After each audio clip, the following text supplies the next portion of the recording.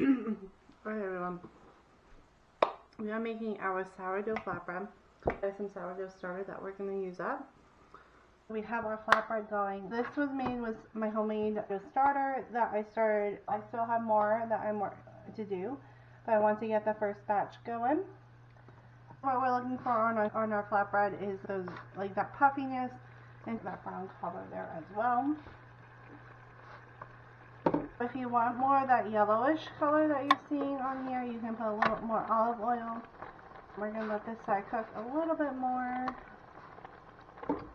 Let's go ahead and roll out some more of our flatbread. So what we did is we divided our dough into smaller portions. I have some flour on my mat here. And we're just simply rolling these out until they get nice and thin. Flatbread is basically bread, it's just flattened.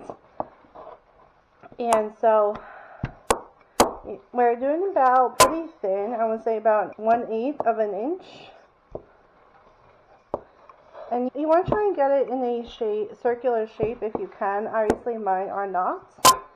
But get them as thin as you can, working at every angle, flipping it if you need to. Now Pampered Chef does have a flatbread mix that I could have easily used. But because I have a bunch of sourdough starter and discard, I figure I could just make it from scratch and do it that way. And honestly, it's about the same process. So if I would have used the Pampered Chef stuff, sprinkle some more flour on there. My kids will eat the flatbread up, so I can cut them into smaller pieces, but I'm still getting a pretty good sized flatbread. So I'm not too worried. We can always resave this, use it for other meals, use it for a meal on Thursday night as well. You can see how I'm trying to circle it, make it more a circular shape.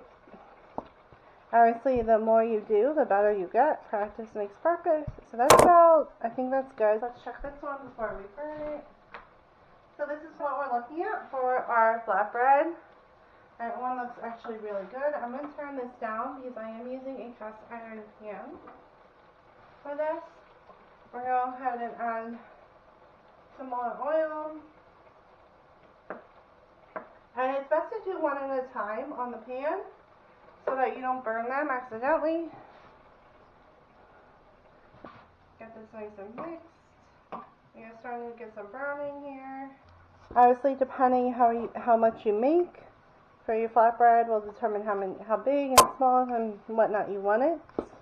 So I have 7. I think I'm going to stop and save these for later. I don't want to make too many.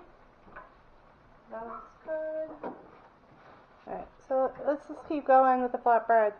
I'm trying not to stack them completely on top of each other because I don't want them sticking together.